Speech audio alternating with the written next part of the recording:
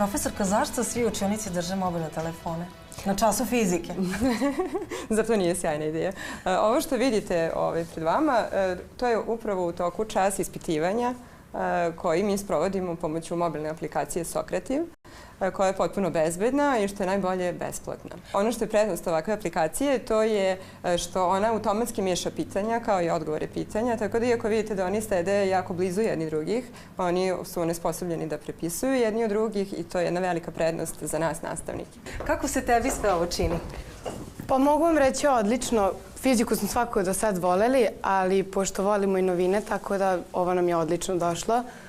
Brzo i inovativno je, tako da mogu reći stvarno da se više u dobrom svetlu pokazalo odnosno na to što smo radili na papirima.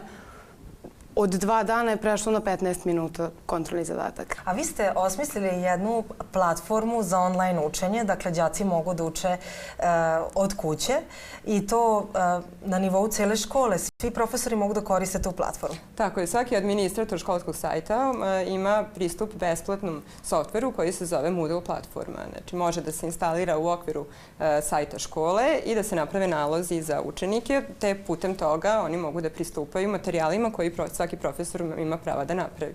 I vi ste napravili časove fizika online, tako se zove? Tako je. Trudila sam se da iskoristim sve resurse 21. veka. Znači, ubacila sam simulacije fizičkih eksperimenata koje oni mogu da rade kod kuće, da posvete koliko god žele vremena. Znači, nisu ograničeni samo na našu laboratoriju, već mogu da vrše merenja i unutar same platforme, da dobijaju određene rezultate, da crtaju grafike i da šalju rezultate nazad. Ova simulacija je dobra iz prostog razloga što neke stvari koje ne možemo da vidimo, na primjer kad pričamo o gasovima ili molekulima, možemo da imamo vizuelni prikaz i samim tim nam je mnogo lakše kad radimo, ne znam, test ili odgovaramo ili bilo šta, da se setimo.